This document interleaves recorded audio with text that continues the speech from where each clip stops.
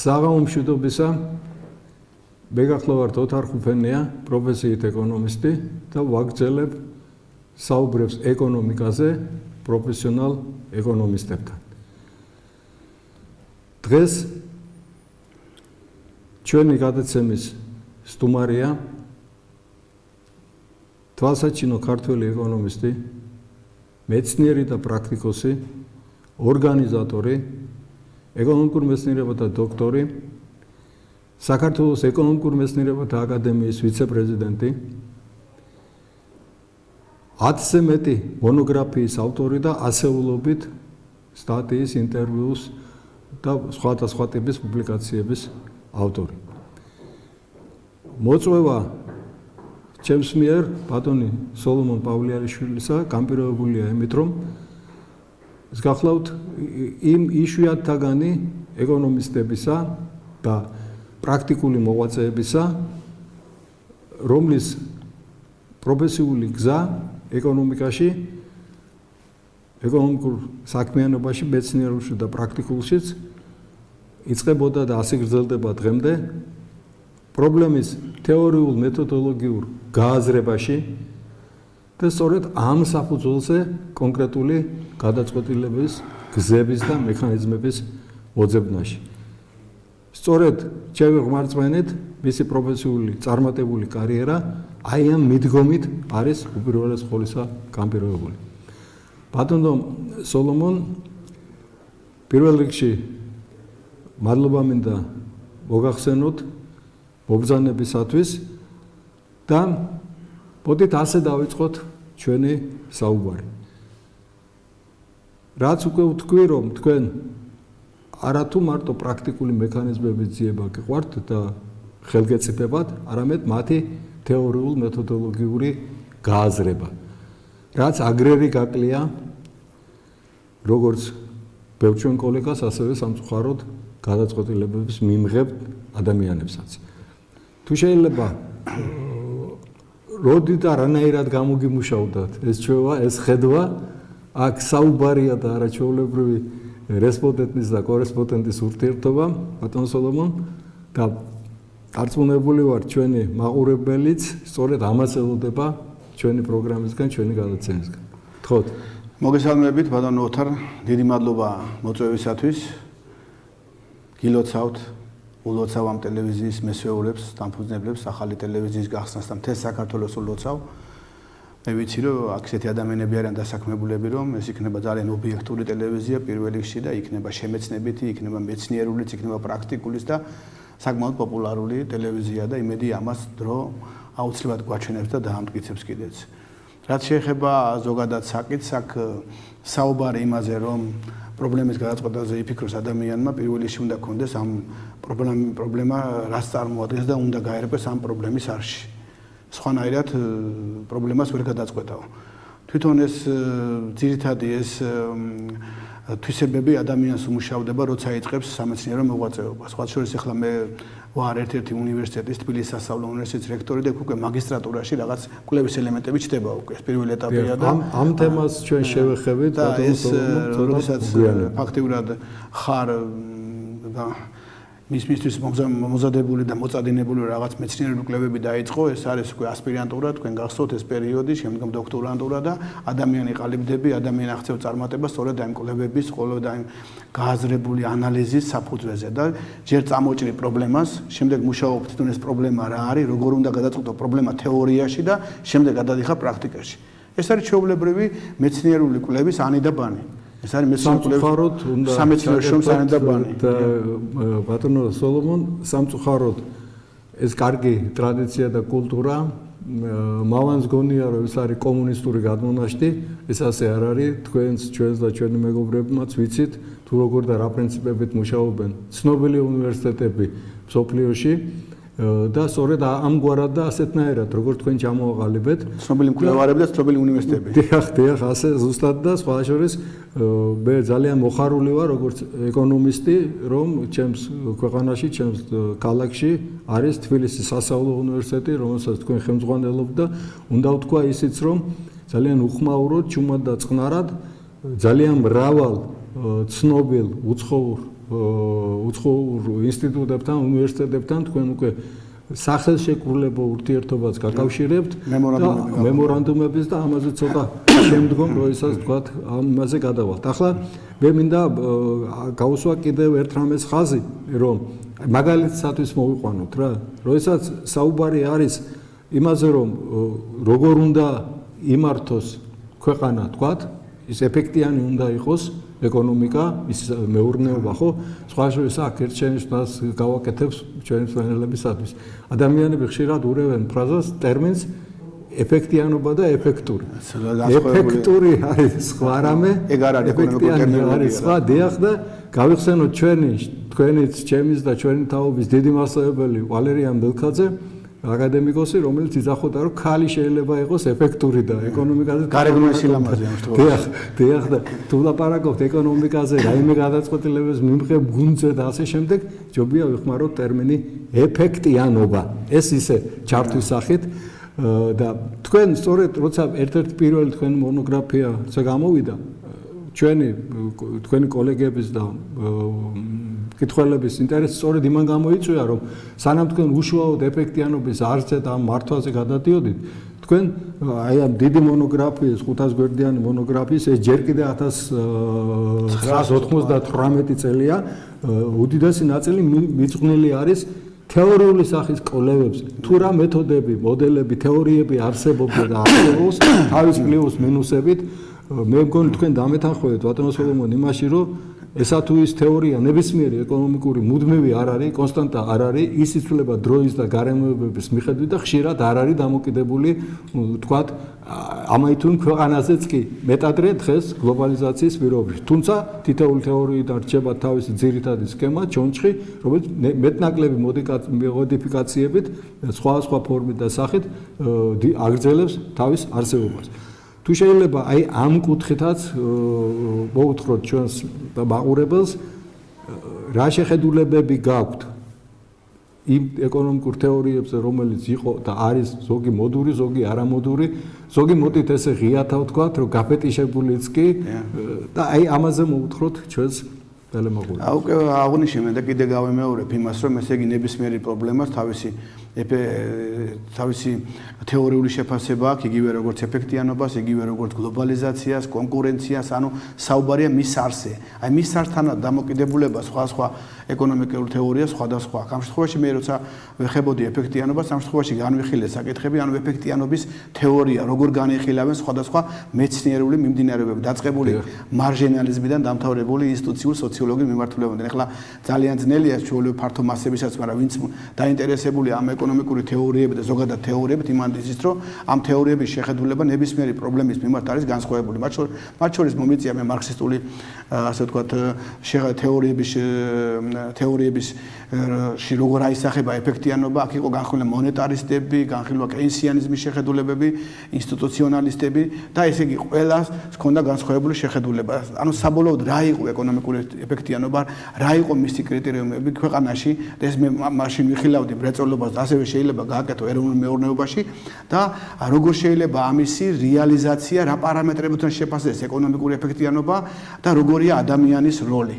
ამ შემთხვევაში არის თეორიები ბატონოთა, რომელიც ესე იგი არ ცდება წარმოებას, არ ცდება ყიდვა-გაყიდვას, მაგრამ თანამედროვე თეორია ესეთი როგორც არის ინსტიტუციური სოციოლოგიური მიმართულება, მოგეხსენებათ, ეს უკვე არის თეორია, რომელიც სდება ყიდვა-გაყიდვის ურთიერთობებს. აქ არის უკვე კულტურული, ზნეობრივი ურთიერთობები, პოლიტიკური ურთიერთობები, ანუ ისი ურთიერთობები, რომელიც იმითომ და ირიბ გავლენას ახდენენ ეკონომიკაზე, მაგრამ შინამდვილეში არიან საკმაოდ სერიოზული ფაქტორები. ამიტომ თუ გინდა განსაზღვრო ეროვნული მეურნეობის ეფექტიანობა, თუ გინდა იცოდე როგორ მართო ქვეყანა ეფექტიანად, მარტივად რო ვთქვათ, ეს მრეწველობაზე, მაგრამ მრეწველობა საკმაოდ წამყვანი დარგია ეხლაც და მაშინაც მე როცა მაგას ვსწავლობდი მეტნაკლებად, რა თქმა უნდა, მაგრამ ამის გავსწრება შეიძლება მთლიანად ეროვნულ მეურნეობას და მთლიანი კონცეფცია ჩამოვაყალიბე მე საქართველოს მრეწველობის განვითარების და აი ეს კვლევა მიუძღვენი მაგას, ანუ პირველი ნაწილი იყო ეკონომიკური თეორიის არსი, შემდგომ ამ თეორიების განხილვა და არავით არის ეს განყენებული ცნება არ არის, ეს აუცილებლად გჭირდება, რომ გადახვიდე რეალურ ანალიზზე და შემდგომ მესამე თავი მიუძღვენი მთლიანად ანალიზს. ანუ ეკონომიკური ეფექტიანობის მართვის კომპლექსური სისტემა საქართველოს მრეწველობაში. ანალოგიურის გაკეთება შეიძლება ეროვნულ მეურნეობაში და ჩვენ ამის რეალიზაცია შეგვიძლია დღეს, ხვაზე და გამოვიყენოთ, იმიტომ რომ მარტივად არ არის ასე ძალიან განკარგებული არ არის. აბსოლუტურად გეთანხმებით ბატონო სოლომონ და მეტიც შეიძლება ჩვენ ვთქვათ რომ ზოგადად ნებისმიერი ეკონომიკური პოლიტიკა უმარტივესი დეფინიცია რომ მოვიტანოთ ეს არის ეკონომიკური წესრიგის დამყარება ან ამ წესრიგის შეცვლა, სრულყოფა ან შენარჩუნება.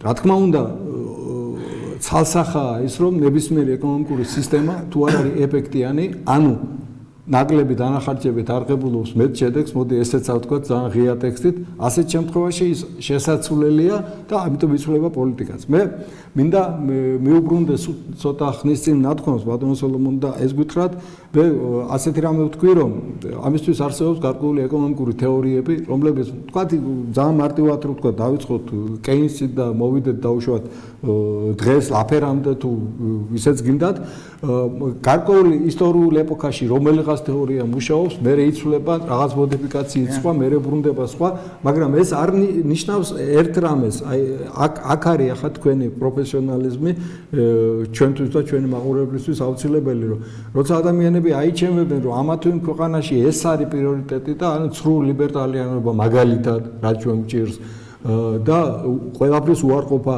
აი ამ ოქროშუალედის ძებნაზეა და ამ თეორიების შერწყმაზე მე კონვერგენციის თეორიაზე არ გეტყობ ჯერჯერობით. აქ საუბარი რაზე ბატონოთა გარკვეული თეორია იყო გარკვეულ პერიოდში იყო ძალიან პოპულარული. მაგალითად კეინსიანიზმი რატო იყო 30-იან წლებში პოპულარული, იმიტომ რომ კეინსი იყო 30-იანი წლების გასული საუკუნის 30-იან წლებზეა საუბარი მისი ეკონომიკური თეორიის, ანუ ეს იყო ეკონომიკური სტიმულირების, ეს იყო ეკონომიკური რეგულირების თეორია, როდესაც კეინსი განსაზღვრავდა რომ ესე იგი ეს სახელმწიფოს მართვა ესე იგი ყოველთვის არ არის ასე ვთქვათ თვითრეგულირებადი, ამიტომ აუცილებელია მისი ჩარევა ეკონომიკური კრიზისების თავიდან დაძლევისათვის და პირველ რიგში ეს არის იგულისხმება ეკონომიკური სტიმულირება, რაღაც გარკვეული სექტორების წახალისება, რაღაც გარკვეული რეგულაციები და ამით ასე თუ ისე 40-იან წლებში სოფლიო გამოვიდა ეკონომიკური კრიზისიდან, ეს დაიწყო ამერიკის შეერთებულ შტატებში, შემდგომ გავრცელდა აღმოსავლეთ ევროპაში და მოგეხსენებათ ეს სოფლიოს მოედო, ამიტომ ეს კეინსის ეკონომიკური თეორიის საფუძველზე იქნა გამოყვანილი სოფლიო 30-იან წლებიდან, მაგრამ გარკვეულ პერიოდში ამან აჩვენა რომ ეს თეორია არ მუშაობს კარგად და შემდეგ წამოვიდა მონეტარისტები. მონეტარისტების თეორია, რომელსაც უკვე აქცენტები კეთებდა ფულის მასაზე. თავარი იყო ფულის მასა იყო მთავარი ინდიკატორი ეკონომიკური ზრდის და თითქოს და ეს იყო რაღაც ანტიინფლაციური მოდელი, მაგრამ შემდგომმა წლებმა დაანახა რომ ეს თეორიამაც ვერ ემუშავა უკვე. ანუ რაღაც გარკვეული კოქტეილი აუცილებელი იყო და შემდგომ გამოვიდა ესე ვთქვათ ხიქსის მოდელი, რომელიც ითვალისწინებდა ორივეს, ეს იყო როგორც კეინსიანიზმი, ასევე ეს იყო გარკვეულად მონეტარისტული პოლიტიკა და მონეტარიზმი. ამიტომ კომპლექსური ხედვა მთლიანად ეკონომიკის, მაგრამ იყო კიდე თეორია და არის თეორიები, რომელიც ეკონომიკის ჩარჩოებს ხდება. ეს თეორია რაც ვილაპარაკებ, ეს არის ინსტიტუციონალიზმი. ამ ეს თეორიები მონეტარიზმი და კეინსიანიზმი არ ითვალისწინებდა, ასე ვთქვათ, ყიდვა-გაყიდვის თეორიებს იქით ვერ მიდიოდა, ყიდვა-გაყიდული ურთიერთობების იქით. ეკონომიკური, ანუ წარმოების იქით ვერ გადიოდა. ეს იყო როგორც მაკროეკონომიკის ზონა, იყო მიკროეკონომიკის ზონა, მაგრამ მაინც წარმოების შიგნით ხდებოდა. ახალი თეორიები, რომელიც ადამიანის ფაქტორი წამოწია წინ, ადამიანის განვითარების ინდექსი წამოწია წინ, შემდგომ ზნეობრივი, კულტურული, პოლიტიკური ურთიერთობები წამოწია წინ, რომელიც გავლენას ახდენს ეკონომიკაზე. ამ ფაქტორების გამორიცხვა არანაირად არ შეიძლება. ამიტომ მთელი აი ეს ჩარჩოში უნდა განიხილოთ ეკონომიკური ზრდა და ეკონომიკური პოლიტიკა და ეკონომიკური განვითარება. ყველა ფაქტორი გამოსაყენებელია რაღაც გარკვეული კოქტეილის, ასე ვთქვათ, კარგად გამიგეთ მოდელი, რომელიც ესე იგი ეკონომიკას განსაზღვრავს. ეხლა საქართველოს ბატონოთან შეიძლება ეს იყოს ავტონომიური ზოგსგონია, მაგრამ აქაც აუცილებელია შესაბამისი პატარა მოდელის გამოყენება, რომელიც ქვეყნის ეკონომიკას ეკონომიკურ განვითარებას შეუწყობს და რა თქმა უნდა იმ გლობალიზაციის პირობებში, რომელიც სოფლიოში მიმდინარეობს. ჩვენ არა ვართ ავტონომიურ რეჟიმში და ვერც ვიქნებით ავტონომიურ რეჟიმში. ერთმან უკნას კიდევ ასე და ვერც ვიქნებ. ძალიან კარგი ბატონო სულიკო, ახლა მოდით რა თქმა უნდა რაც თქვენ ბრძანეთ, მე ამას ვიზიარებ სავსებით თანაც სრულად გავაგრძელოთ ახლა. კეინსის თეორიის რეალიზება ვერ მოხდებოდა იგივე 30-იან 40-იან წლებში, რომ არ ყოფილიყო რუზველტი. ხო სწორია. რა თქმა უნდა,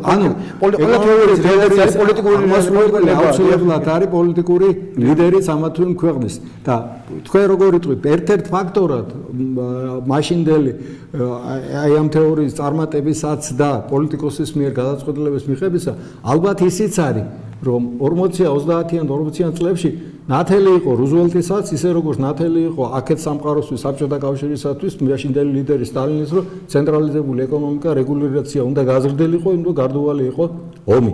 შეიძლება ამანაც უკარნახა. აი ხო გადმოვიდეთ უფრო სხვა პერიოდზე, თქვა აი ლაფერი ვახსენებდა და შეგნებულად, რომ მის სახელმწიფოდ ხშირად თეორეტიკოსები მის გვერდზე არის რეიგანი. ხო ასე? არის რაღაცა თეორია, რეიგანი ეს აქეთ ანუ ხდება გარკვეული შეთანაწყობა პოლიტიკური ლიდერისა, მისი სწრაფისა ქვეყნისა და იმ ეკონომიკური თეორიის ავტორისა, ანუ ტვინისა. ესე იგი, ჯერ მე რამდენადაც ვიცი და თქვენ იცით, რომ მეც მიყვარს ასეთ რაღაცების კითხვა და სწავლა, ჯერ არ ყოფილა შემთხვევა, რომ რომელიმე ეკონომიკური თეორია ბრალებში რო ვთქვათ, გასინჯულიყო პრაქტიკაში და პრაგმატულად, რომ არ ყოლოდა პოლიტიკური ლიდერი ამ თეორიის, ასე ვთქვათ, ამოქმედებას. აი თქვენ დაგესესხებით ახლა თქვენ იმას რომ თქვენ ბრძანეთ რომ საქართველოში შეიძლება რაღაც ეკონომიკურ თეორიას საუბარი შემდგომ მის პოლიტიკურ უზრუნველყოფაზე და გამოვიდეთ იმ მდგომარეობიდან შედეგად რაც ჩვენ გვაქვს.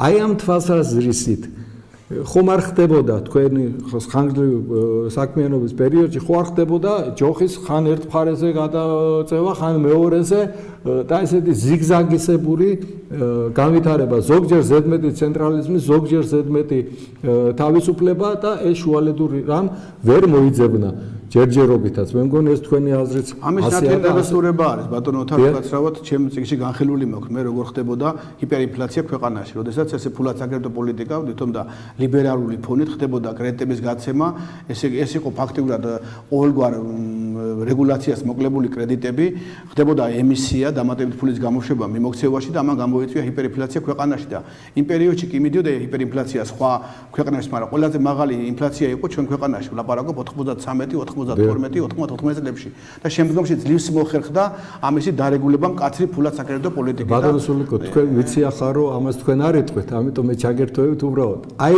ამ ნაწილში ჩვენ სამშობლოში დამოუკიდებელ საქართველოში ინფლაციური ზიგზაგების შესახებ ერთადერთი კვლევა ქართული ავტორის თქვენი რომელიც ინგლისურ ენაზე გამოცემულია ამერიკის შეერთებულ შტატებში და სამწუხაროდ ეს ჩვენ ვიცით ყოველ სპეციალისტებმა და ხანდახან მავანთა გასაგონად რომ არის თუ არა ეკონომიკური აზრი საქართველოში და არიან თუ არა ადამიანები რომლებიც ცოტა ფართედ ხედავენ მიმდინარე პროცესებს და არა მარტო ეკონომიკურს აი მათ გასაგონად ამ ჩემი საავტორო გადაცემიდან და მე ამის უფლება მაქვს ეს თქვა ეს არ დახმარებულა თქვენ არ ახართ ახლა ის კაცი რომ პიარით დაკავდეთ და თქვენ პრეზენტაცია იყო ბატონო პრეზენტაცია კი იყო მაგრამ მე ვამბობ იმაზე გააზრებულად რამდენად იყენებენ ამას სხვები მე იმედი მაქვს რომ ასპირანტები და დოქტორანტები მაგისტრანტები და დოქტორანტები თავიანთ კვლევებში გამოიყენებენ და ესეც რა თქმა უნდა შესანიშნავია ეს ნაშრომი საინტერესოა იმით რომ ესე ბატონო 20 წლიან ისტორიას მოიცავს დიახ ამიტომაც მათ შორის სოფლიო ეკონომიკური კრიზისის გავლენა საქართველოს 2008 წელს არის ჩართული დაწყებული 90 წლიდან დამთავრებული 2011 წლამდე გამოიცა კალიფორნიაში კონგრეს ბიბლიოთეკაში ინახება მისი ეგზემპლარიც როგორც ყველა ამერიკაში გამოცემული წიგნის და მე ვფიქრობ რომ ეს ნაშრომი ძალიან საინტერესოა არა მარტო ქართველი მეცნიერებს არამედ ყველას ვისაც საინტერესებს პოსტსაბჭოთა სივრცის ქვეყნები და მისი ეკონომიკა ანუ როგორ ვითარდებოდა პროცესები მე მაქვს 20 წლიანი ისტორია ინფლაციური პროცესების ქვეყანაში როგორ ვითარდებოდა საქართველოში და რა გამოიწვია ეს ინფლაცია რა პრობლემები იყო დამოუკიდებელ საქართველოს ისტორიაში ბევრჯერ ეს იყო ობიექტური ბევრჯერ სუბიექტური პრობლემები მაგრამ ანალიზი მე მგონი გვიჩვენებს ყველაფერს იმას რომ და მეც ბატონო სოლომონ ეს იმიტომ მოვიტანე რომ ჩვენს ქვეყანასაც აქვს დღესაც საფრთხე ინფლაციის და ასე შემდეგ და მე მინდა ჩვენს მაყურებელს უთხრა რომ თუ გონივრულად მოიქცევა ხელისუფლება ამის თეორიული კვლევაც დადებული შედეგის სახით გაგვაჩინეთ საქართველოში ამ შემთხვევაში თქვენი შრომების მიხედვით და არა მარტო ჩემი რა თქმა უნდა რა თქმა უნდა მაგრამ ნუ ამ დონეზე და ასე მასშტაბური მე ძალიან კარგად მაქვს განსაზღვრული ტარგეტირება რა არის ამ ნაშრომში ამიტომ გამოყენებადია და უпросто აუცილებლად უნდა იქნეს გამოყენებული ის პროდუქტი სამეცნიერო კვლევისა მეცნიერული კვლევისა რომელიც დადებულია აღიარებულია წლებში და ეს ინდექს გამოყენებული მე ახლა ერთსაც ვიტყვით ცოტა გადახოვას ლირიული უნდა ვთქვა რომ თქვენ ხართ ის ეკონომისტი, ჩემი კოლეგა, რომელმაც დამკვიდრეთ ცნება, რომ თქვენ მეო ლინკებით ნასწავლი ეკონომისტებისა არ ამჯერაო და ეს ჩემ თაობაში და ჩემს მეგობრებში ამას ბევრად ამბობენ და მე ხშირად ხმარობ ასეთ უხეშ გამოთქმას და ბარემ ცოტა გაუთამამდე უკვე ჩემს მაყურებელს მესამედ ვესაუბრები და ვიტყვი რომ არიან ადამიანები, რომლებიც გინეკოლოგიიდან კოსმოლოგიამდე არიან ყველაფრის ექსპერტები და არც მე მწამს ამ ადამიანებს და ბედნიერი ვარ იმით რომ მიხარია ძალიან რომ არც საზოგადოებას არ წამს უკვე ასეთების და ამიტომ ჩვენი პროგრამის არსი სწორედ ეს იქნება იმ ადამიანების მოწვევა რომლებსაც როგორც ვამბობ ხშირად არათუ დღეს დაიწყეს ფიქრი ამ პრობლემაზე უფიქრიათ გუშინაც და გუშინ წინაც და დადებული აქვს შედეგები აქედან გამომდინარე ბატონოსულიკო გავყვეთ ახლა ძირითად ქარგას ჩვენი საუბრისა და თქვენი საზრით აი დაუბრუნდეთ იმ კითხვას თქვენ აი როგორ შეეცდებით და როგორ ხედავთ რაღაც აი ამ ეკონომიკურ სხვადასხვა თეორიებსა და პრაქტიკას შორის რაღაც ოქროს შუალედის, ოქროს კვეთის მოძებნას, ჩვენი თავისებურებების გათვალისწინებას, სხვა შორის ეს თქვენს მონოგრაფიებში და სხვა ჩვენი კოლეგებისა ხშირად წერია, რომ გასათვალისწინებელია არა მარტო ის, არამედ გარემოც ამა თუ იმ ქვეყნის მისი გეოპოლიტიკური მდგომარეობა, შიდა მდგომარეობა და ასე შემდეგ. აი ამის გათვალისწინებით თქვენი მოსაზრება როგორი იქნებოდა? რაზეც საუბრობდით, ისე იმას გავაგრძელებთ, ესე იგი უნდა იყოს კოორდინაცია როგორც ფულად საკრედიტო პოლიტიკას და ფისკალურ პოლიტიკას შორის. უნდა ხორციელებდეს კოორდინირებად, ანუ მთავრობის პოლიტიკა უნდა ადეკვატური იყოს ეროვნული ბანკის პოლიტიკისა. მათთან ჭირდება მჭიდრო კოორდინაცია და ხშირად ხდება ხოლმე, რომ განცხადებები ისმის ერთი ინსტიტუცია ამობს სხვა განცხადებას, მაგალითად ეროვნული ბანკის, შემდეგ მთავრობის წევრები გამოდიან და მათი ასე ვთქვათ, აზრი არ ემთხვევა ერთმანეთს და ამიტომ თუ ესე იგი ეს არ გაერთიან და რაღაც კოორდინირებული არ იყო, ავტონომიურობა ეროვნული ბანკის იმას კი არ ნიშნავს, რომ ეს ავტონომიური იყოს და არ ეთანამშრომლობს მთავრობას. ამიტომ აი ეს როცა დევალვაცია მიდის ქვეყანაში, ასე ვთქვათ, ზუსტად დავარქმევდი ამას დევალვაცია ქონდა ჯერ ინფლაცია არა და არც მგონია რომ ინფლაცია ამ ეტაპზე არ იქნება თუ არ გაჩნდა დევალვაცია ეს პროცესი არ გაღრმავდა და ინფლაცია თუ პროცესი სწორად იქნა მართული ჩვენ ამის რესურსიც გააჩინა ქვეყანას ამიტომ აი ეს შეგვიძლია ავიცილოთ ამ ორივე პოლიტიკის კოორდინაცია იწვევს სწორედ იმ ეკონომიკურ ეფექტიანობას რაზეც ჩვენ გვაქვს საუბარი და საერთოდ ეკონომიკური პოლიტიკა უნდა იყოს კომპლექსური ხასიათის მე წინააღმდეგი ვარ იმის როდესაც ხდება ამოჭრით ამოგლეჯილად ფრაგმენტულად რაღაც ცვლილებების შეტანა ამა თუ იმ კანონში მაგალითად ზოგიერთი პარლამენტარი ყოველას პატივს მოვა და ისეთ კანონპროექტში მოითხოვს ცვლილებებს და გააქვსკიდეს იმ პარლამენტში ცვლილებები რომ ამ დროს არ ფიქრობენ მეორე კანონში რა ხდება და რა შეიძლება რა სექტორ შეიძლება დაურტყას და ზოგჯერ პოპულარული გადაწყვეტილებები და პირდაპირ ვიტყვი ზოგიერთი პარლამენტარის გამოსვლა გაავს საფრთხილოს იმიტომ რომ ეს თვითონ რაღაც საზოგადოებები შეიძლება ეკონომიკურ სტრატეგიაში რა არის საჭირო ეკონომიკისთვის გრძელვადიან პერიოდში შეიძლება საზოგადოება ვერ დაინახოს ეგა ამიტომ შენ რაღაც ფილტრაცია თუ არ მოხდა ყველა ცვლილებები კანონშია რა ეს შეიძლება საბოლოოდ ეკონომიკის იყო ძალიან ნეგატიური. ამიტომაც როდესაც უცხოელი ინვესტორები შემოდიან ბატონ ოთარ საქართველოში მათ უნდათ სტაბილური გარემო უნდათ. ამოგლეჯილი ასე ვთქვათ მიღებული გადაწყვეტილებები იგივე აი ახლა აქსისთან დაკავშირებით მე ძალიან მთხილი ვარ ხოლმე ყოველ შეფასებებში, მაგრამ არ შემიძლია რა ვთქვა იგივე აქსისთან დაკავშირებით შეზღუდვები მიწის ასე ვთქვათ მიწის გასხვისებაზე მე მესმის ეს მაგრამ აი ეს რაღაც ფონზე გავს რაღაც პოპულარ გადაწყვეტილებებს ისევე მიგრაციის პროცესებში შეტანილი ცვლილებები რომელსაც შეზღუდა შემოსვლა როგორც სტუდენტების ასე უცხოელი ინვესტორების გარკვეული შეზღუდვები ამინისტრირების კანონი ეკონომიკაზე ვსაუბრობ მე ეს ყველაფერი არის გარკვეულად არის უეფექტები ასევე იგივე შეზღუდვები ფარმაციაში ესენი ძალიან მარტივად გონია ზოგადად კარგია ზოგი ამას რაღაც რეგულაციას ემება მაგრამ ასე მიღებული სპონტანური გადაწყვეტილებები ესე ამის ერთ-ერთი საფუძველი იმის რაც ხდება დღეს ლართან დაკავშირებით არის სწორედ აი შეზღუდვები რომელიც ჩვენ განვახორციელებთ ბოლო პერიოდში მე არ ვსაუბრობ რა თქმა უნდა არც ის არ მიმაჩნია სწორედ როდესაც ესე ვთქვათ ლიბერალიზაცია ინდონეზია ავიყვანთ რომ ეროვნული ბანკის ამის თავის ფუნქცია დავაკარგინეთ და ასეც ყოდა დაკარგული ფუნქცია გასult მონიტორინგის ფუნქცია ჩამოერთო მაგრამ რაღაც ოქროს შუა რადგან საუბრობთ ის აუცილებლად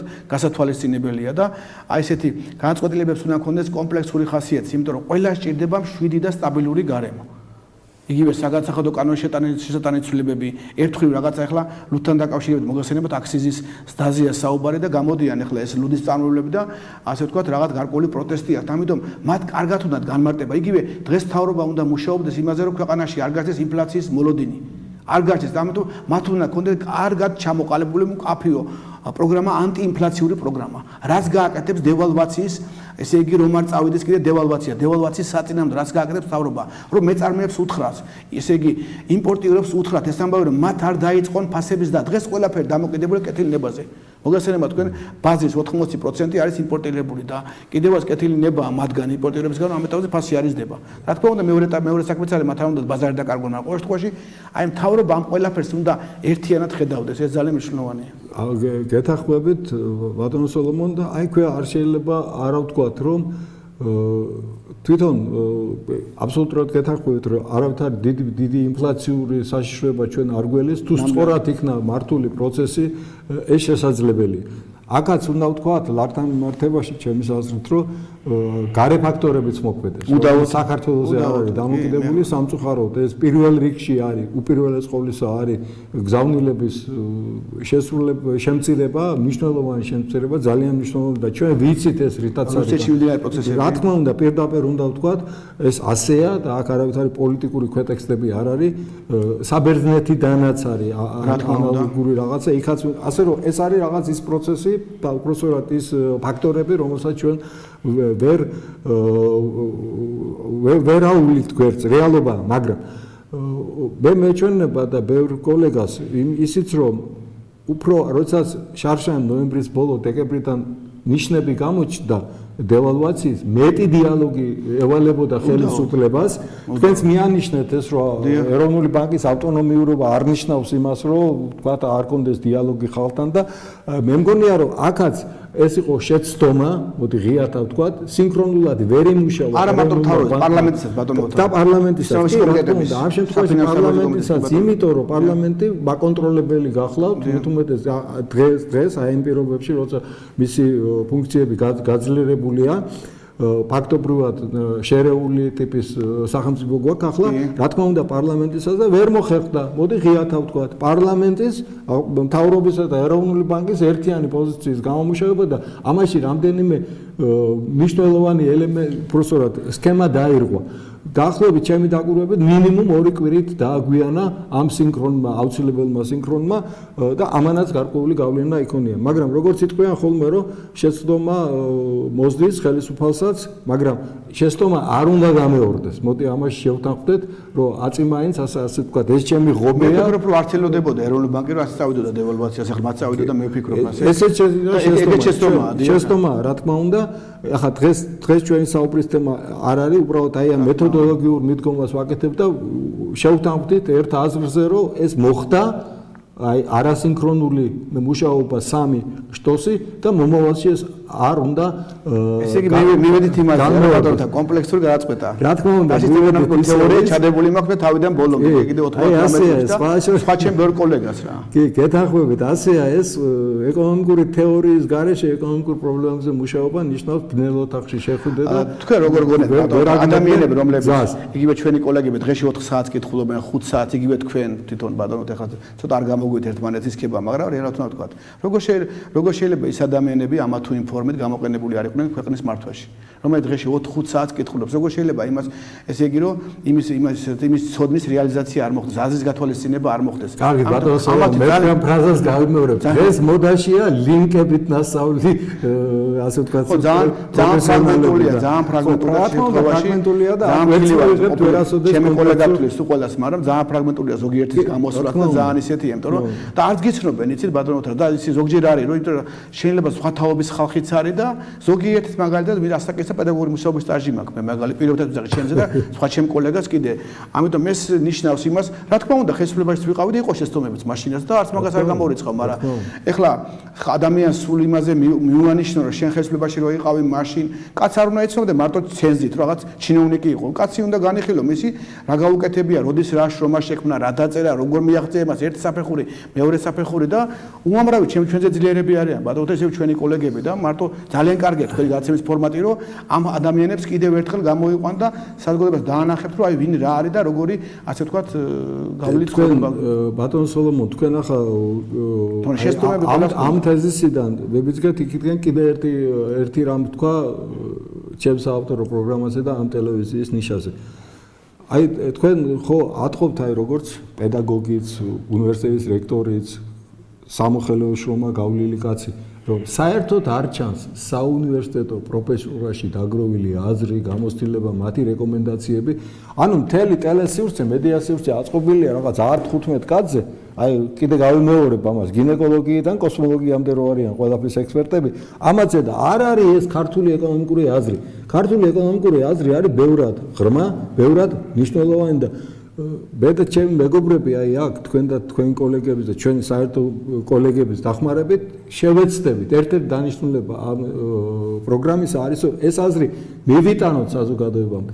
არავით ჩემოთ ვიღაცის გვარი, რა ვიცი ერთი იყო ვიღაცა უკრაინაში დაბადებული და მე აღსრულებული აღარც მინდა იმის გვარის გამეორება. ამერიკაში აღარ ახსოვთ უკვე და საქართველოში დღემდე ვერ მოვიშორეთ ეს რომ თითქოს ეს თეორია არის რაღაცის შექმნილი. არ გამეორება ხა ამ გვარს უკავშირდება ისეთ სკელტანიან კაცს რომელიც რაღაც რეფორმებს ატარებდა ჩვენს ქვეყანაში არ მინდა ასე წავიდეთ მაგრამ ეს ხო რეალობაა დღესაც ასეთი აზრი იქნება და ამას ჩვენ წარმოვაჩენთ ისე ახლავე ვიტყვი რომ ჩვენი პროგრამა არ მოგეშვებათ ბატონო სოლომონ ასე რომ ნუ ვიტყვით რომ ამ ფუნქციას მარტო ერთი გადაცემით შეასრულებთ ან ორი თან სამით პერიოდულად იქნება ეს და აი ამ კუთხით შევახედოთ აქ საუბარი არ არის ბატონო რომ ვინმეზე მეტია მაგრამ უბრალოდ ის ხალხი ვინც არის საზოგადოებაში იმ ხალხის არ აღიარება არ გამოყენება ვისაც შეუძლია თავისი აზროვნებით თავისი გამოცდილებით გამოუადგეს ქვეყანას პირდაპირ ვიტყვი რომ ეს არის რაღაც გარკვეულად იმ 9 წლიანი ესე იგი წინა პერიოდის გაგრძელება რომელიც ქვეყანაში ხდებოდა რომ ის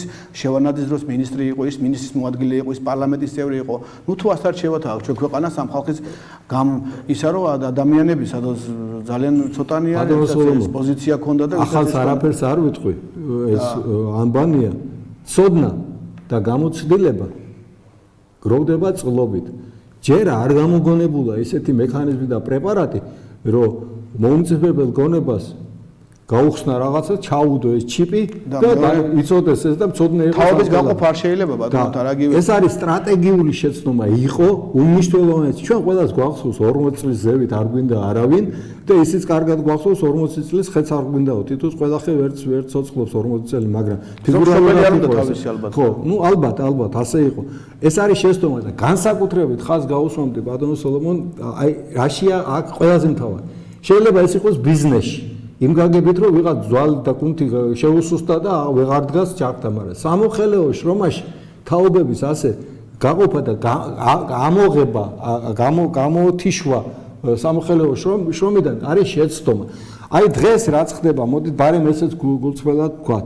ვთქვათ ეძებს ახლა ხელისუფლება, ვთქვათ 40-45 წლის ადამიანს, რომელიც დაასაქმოს ასე ვთქვათ, გამოყენებული იქნეს სახელმწიფო სახელმწიფოში არ ეძებს, ეგ ეძებს კერძო შრომაში. კერძო სექტორში. დაუშვათ, აი, მოდი თეორიულად უკვე უარესის თქმა მინდა, ბატონო სოლომონ, რა ხდება?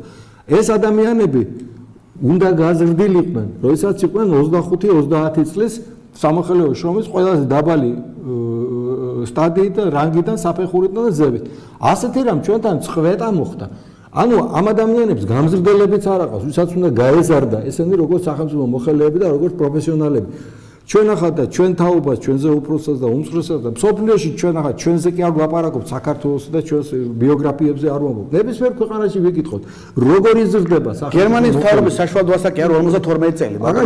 ნებისმიერი ქვეყანა მაგალითად ჩვენი მეზობელი ქვეყნები არის, აზერბაიჯანი არის. კი ბატონო, ის გამახსენდა. კიდევ ერთი დიახ, უფრო სერიოზულს გეტყვი. იაპონიაში მაგალითად სამოხელეო შრომაზე კანონია მიღებული 26 საფეხურია. კაი დედიშვილი ხარ და რომელიმე საფეხურს გადახდა. გერმანიის ფინანსთა მინისტრია 16 წლის იცით ალბათ არა? კი, დიახ, ასეთი მაგალითად თქვა ჩვენ სფეროში ახლა როცა ვიყავი სახელმწიფო მოხელე, ქალბატონ დოქტორი ანა მოიერი იყო 70-ს გადაცილებული. და როგორც უკვე ჯანმრთელობის და იმით არც უშვებდნენ პენსიაზე და წასულია. უბრალოდ ვამბობ ეს მაგალითია.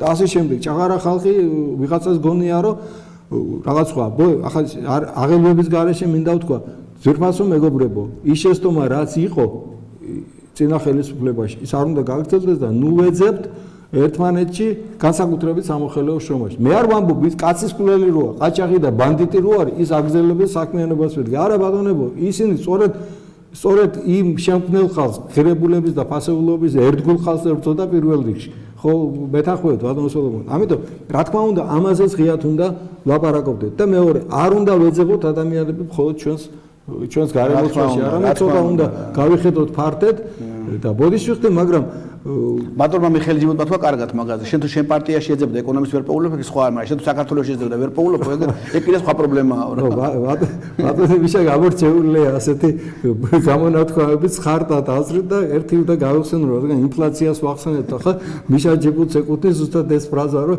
ლარი გამყარდა მაგრამ ჯონჯოლთან მიმართება თუ ინდაორთან თუ ჯონჯოლთან არა ჯონჯოლიცა თქვა ერთად ბავშვი ორივე ხო ასე არ იყო ეს რა თქმა უნდა გაჩნია როგორ ვეძებთ სად ვეძებთ და რანაირად ვეძებთ კიდე ერთიც ამასთან დაკავშირებით ბატონო სოლომონ ახლა სწორედ ამ ოქროს შუალედის ძებნას თქვენს აღიარებთ ამას მეც და ყველა ამის წინააღმდეგი ნორმალური ადამიანი არ შეიძლება იყოს მაგრამ გრძელდება პროცესი ეკონომიკური სტრუქტურის ტრანსფორმაციის ცვლილების მეთანხმებით ამაში და მუდმივი პროცესი არის სხვა შორის აი მე კონსტანტა აქ არ იქნება აი მოგწონ თუ არა ან რომელ თეორიას ეყარება ის რომ იქნება და იქნება საჯარო სამართლის იურიდიული პირები დღემდე ვერ მოუაბით თავის სახელმწიფო ქონების მართვის რაღაც ინსტიტუციონალიზაციას ნორმალურს და ასე შემდეგ თქვენ გახსოვთ რომ აბსოლუტურად სწორად პრემიერმა ბრძანა რომ ეს რა ხდება რა ხელფასებია იქ რა პრემიებია ასე შემდეგ და მითითებაც იყო რაღაცე პროცესი თითქოს დაიძრა მაგრამ აი თქვენი შეფასება როგორი იქნება ამ პროცესის და ამ თემის საერთოდ მე ვიცი რომ თქვენ ამაზე კვლევა ჩატარებული აქ ნამდვილად არის ბატონოთა პრობლემა სახელმწიფო მართვაში აი ამ კუთხით თვითონ ინსტიტუტები ესე იგი არის სამ დონეზე უნდა წარმოადგენთ ეს სახელმწიფო მართვა უნდა წარმოადგენთ ასე ეს პირველი არის ეკონომიკური პოლიტიკა რომელსაც ახორციელებენ სამინისტროები მეორე დონე არის საჯარო სამართლის იურიდიული პირები და მესამე დონე არის კერძო სამართლის იურიდიული პირები. აქ შედის როგორც კერძო სექტორის საწარმოები, ასევე სახელმწიფოს წილობრივი მონაწილეობის შექმნის საწარმოები. უამრავი საჯარო სამართლის იურიდიული პირები შეიქმნა და თქვენ მოგეხსენებათ რომ საჯარო სამართლის იურიდიული პირი იქნება მხოლოდ მაშინ როდესაც ხდება დელეგირება სახელმწიფო ფუნქციის, მაგრამ ხშირად ისეთი საჯარო სამართლის იურიდიული პირია შექმნილი, რომელიც საერთოდ მისი არსებობა საერთოდ არ არის საჭირო.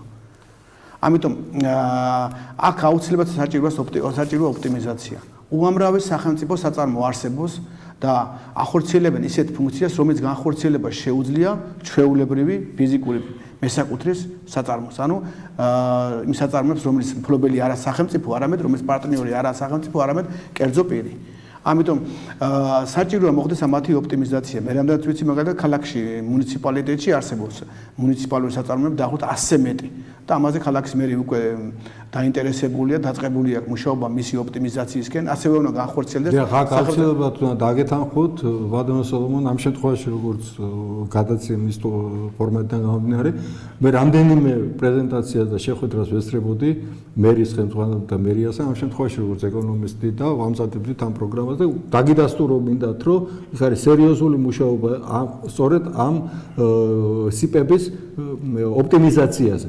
და მე მაგალითად ვთვლი რომ ეს არის მუნიციპალურ საწარმოებში. მუნიციპალურ საწარმოებში დიახ და გეთანხმებით იმაშიც რომ ეს ამოცანა დგას იქაც უბრალოდ ახლა ეს ამ გადაწყვეტილებების მიღება არის დასაჩქარებელი. რა თქმა უნდა, გარკვეული რადიკალიზმი მოუწევს ქალაქის მერს ამ კუთხით, მაგრამ რეფორმა უმტკივნეულოდ არ ავიღოთ ასეთი რამ ბატონოთა მაგალითს მოვიყვან უკვე შესწავლილი მაქვს მე ვიცი მექანიზაციის საწარმოები არსებობს უამრავი ჯერ ეგეთი ეს ხო გაბნეულია ესე იგი აქ სოფლის მეურნეობის სამინისტრო ცალკე ექმნის ამ სახელმწიფო საწარმოებს ენერგეტიკის სამინისტრო ცალკე ექმნის საწარმოებს ჯანმრთელობის სამინისტრო ცალკე ექმნის რაღაც საწარმოებს ესე გაბნეულია ამ შემთხვევაში პარტნიორი შემდგომში არის მხოლოდ ერთი ეკონომიკის სამინისტრო თავარი პარტნიორი უნდა იყოს ეკონომიკის სამინისტრო ეკონომიკის სამინისტრო არის მესაკუთრე რომელიც გამოდის სახელმწიფო სახელით სწორედ ეკონომიკის სამინისტროს ხელში უნდა იყოს მოყრილი ეს საწარმოები. მე რა ენერგეტიკის სექტორია. იქ ბატონო მოადგილეთ საკმარისია და არ არის აუცილებელი რომ სამთავრობო საბჭო იყოს წარმოადგენილი ენერგეტიკის სამინისტროს მიერ. ეს ბატონო და როგორც იქნა 2000 წელში 2002-ში როგორც იქნა დავალაგეთ ეს ინსტიტუციურად. მაგრამ შემდგომ ეს ამბავი ისევ გაბნეულია. ეხლა სასწრაფოდ მე ვფიქრობ რომ აი ეს საწარმოები რომელიც მაგალითად იგივე არსებობს სოფლის მეურნეობის განკარგულებაში აი მექანიზაციის ის საწარმოები რა შექმნილი. რა აუცილებელია სახელმწიფო საკუთრება იყოს. იყო რაღაც უსტი ადგილი, სახელმწიფო შეავსო ეს ადგილი, ეხლა ბატონო გაიტანე პრივატიზაციაზე, მიეც საინვესტიციო ვალდებულებები, დაუტოვე პროფილი და გადაეცი კერძო სექტორს. არ არის საჭირო, იმიტომ რომ სახელმწიფო საწარმოები ესე იგი იღებენ ტენდერებში მონაწილეობას ჩვეულებრივ ბატონოთა პრივილეგირებული არიან. იღებენ, ეხლა ცოტა დარჩენია კიდევ იმასავით გავაკეთოთ რუსეთის მოდელი გადმოვიღოთ, როგორც მაგალითად რუსული საწარმოების სახელმწიფო საწარმოები პრივატიზაციის პროცესში იღებენ მონაწილეობას. რა ქვეყანას ვაშენებთ ჩვენ გავიგოთ, ესე იგი სახელმწიფო საწარმოები არიან ჩვეულებრივი პრივილეგირებულები, ამით ესე იგი მონოპოლიური გარემოს არ ღვევენ ისინი და გამოდიან ბაზარზე ისე ჩვეულებრივ როგორც სახელმწიფოს ფული გადადის სახელმწიფო საწარმოში. ეს არის ინსტიტუციურად მიუღებელი, ამიტომ ჩვენ თუ არ არის რაღაც აუცილებელი ფუნქციის მატარებელი, უნდა გავიტანოთ გარეთ, უნდა მოახდენოთ მათი პრივატიზაცია, დაუტოვოთ პროფილი, რადგან შენ სუსტი ადგილი ქონდათ შეავსია რა ადგილით და მას კონდეს და მას მოთხოვდა არა ისე რომ დღეს დასაქმებულები არიან სამთავრობო საბჭო, დირექტორი იღებენ ხელფასებს, ეს საწარმოები არის წამგებიანი, ის ქონება სახელმწიფოსია და სახელმწიფოს როლი საერთოდ არ ჩანს. მნიშვნელობა არ აქვს, მათთვის мотивация არ არსებობს ბატონოთან, მომგებაზე გავა ეს საწარმო, წაგებაზე გავა. არა და ორგანიზაციული ფორმით ესენი არიან ჩვეულებრივი კერძო სამართლიური პირები. არც ხო გამიგეთ რა არის საუბარი. გეთახმები და ისე ჩავერევი, აი ზუსტად ამაშია საქმე. მე ძალიან ფიგურალურად მივმართავ ჩემს საყვარელ დარემაყურებელს და ეფექტურობა არა ბატონებო, ეფექტიანობა. ეგ ნიშნავს შედეგისა და დანახარჯის თანაფარდობას. როდესაც და თქვენ აბსოლუტურად სწორად თქვით, ყველა ისინი დიდი უმრავლესობა წამგებიანია. ანუ კვლევა და ანალიზი სწორედ ამ კუთხით უნდა კეთდებოდეს, რომ ესა თუ ის ოპტიმალურ თანაფარდობას შეეხება. როცა სხვა ფუნქციებს სხვა მომენტები არ უარესდება. ხო და აი ეგ რა ხდება? სწორედ აი ამ პრიზმაში რო გატარდეს ბევრი ასეთი ორგანიზაცია, დავინახავთ რომ ისინი არა ეფექტიანები არიან და რასაკვირველია ასეთ დროს ყველა ქვეყანა ექსპერტიზის სამართლო, ექსპერტიზის სამსახური არსებობს საჯარო სამართლიანი პირი. რა შეჭირდება? იყოს მაინც ორგანიზაციული ფორმა მაინც იყოს, კერძო სამართლიანი პირი და იყოს კაი სახელმწიფო იყოს დამფუძნებელი, რომ შემოსავლები მაინც კონდეს. ესე იგი, იმდენი რამე აქვს დასალაგებელი და უამრავი საჯარო სამართლიანი პირი არის საქართველოში. ესე იგი და ვერ გაიგებ, ეს უნდა იყოს საჯარო სამართლიანი პირი, თუ უნდა იყოს კერძო სამართლიანი პირი. ეს ძალიან მნიშვნელოვანი ცნებებია, ბატონო, ეს არის მართლის სერიოზული პრობლემა. უსერიოზულესი, რა თქმა უნდა. და ხშირად ესე იგი სამინისტროები როცა უნდა იყვნენ პოლიტიკის გამტარებლები, სამინისტროები გამოდიან როგორც მეწარმეები. აი ეს არის აბსურდი. რა საქმე აქვს ენერგეტიკის სამინისტროს შპს ელექტროგადაცემა დისპეჩერიზაციასა მაგალითად. აი რა საქმე აქვს? არაფერ საქმე იმას არ აქვს. ეს არის ჩვეულებრივი საწარმო, რომელიც ესე იგი პოლიტიკა უნდა ქონდეს ენერგეტიკის სამინისტროს, ის კი არ ანიშნავს, რომ სამთავრობო საბჭოს წევრები დაინიშნოს და უნდა მენეჯმენტი განახორციელოს ეკონომიკის სამინისტრო. ეს მიდგომა მე კარგად მახსოვს, სწორედ 2002 წელს თითქოს ჩამოყალიბდა და მან ინსტიტუციონალური სახეც მიიღო ჩვენს ქვეყანაში, მაგრამ შემდგომ ისე ვიძალეს საწარმოთა მართვის სააგენტოში შექმნა. დიახ და სწორედ ერთადერთი სამეცნიერო ორგანიზაცია ეტაპზე და სწორი იყო, მე აი ბოლოს ისე მოხდა ბატონო სოლომონ, რომ ისე იმძლავრეს დარგობრივმა სამინისტროებმა და ყველა სამინისტრო გახდა რაღაც გარკვეული мотиваციაც არის. მესაკუთრებით, ხო, ძალიან მთლილი ვარ, მაგრამ მეც ძალიან მთლილი ვარ და საერთოდ არ ვერევი სამართალდამცავების ფუნქციებში, თორე სინამდვილეში ესეთი ჩანს мотиваცია ამ შემთხვევაში ხშირად არ არის ჯანსაღი, მოდი პირდაპირ ვთქვათ, რბილად შედარებით, ასეა, მაგრამ რა თქმა უნდა, ეს ამოცანა გადაწყვეტადია. გადაწყვეტადია. გარკვეული პროფესიონალური ჯგუფი დაჯდეს, პროგრამა შეადგინოს და განხორციელდება. ამასთან არაფერი არ უდგას. ისევე როგორც მაგალითად ბევრგან ახლა ჩვენ ვლაპარაკობთ ბატონო სოლომონ იმაზე, რომ რაღაც ოქროს კვეთა ვიპოვოთ, მაგრამ ის რაც ასახაა, ის რაც ყველა მიცის და ყველა თავისუფალ ეკონომიკაზე დაფუძნებულ სახელმწიფოში არის, ეს არის მაგალითად ანტიმონოპოლიური სამსახური. ახლა ჩვენ რო გაგვეწელა ეს, ერთი ვიცით, რომ ის ხელისუფლება საერთოდ არ ცნობდა ამას და არ ჭირდებოდა, გასაგებია, აქაც გაგვირთვებდა. აი ახლა არის პირველი ნიშნები იმისო, რომ დაიწყეს რაღაც საკითხების შესწავლა. აი თქვენ მე ვიცი, რომ ბევრი გაქვთ ამაზე ნაფიქრალი, ასე ვთქვათ, მე დასაწყისში ვთქვი, რომ ასეულობ სტატიის ავტორი ხარ და წაკითხული გვაქვს საზოგადოებას და თქვენ ამას კარნახობთ ძალიან დიდი ხანია. აი თქვენ ახლა როგორ შეაფასებთ, რა უნდა მოხდეს და რა უნდა გაკეთდეს იმისათვის, რომ ეს ინსტიტუცია მყარად დადგეს ფეხზე და ველოდოთ შედეგს.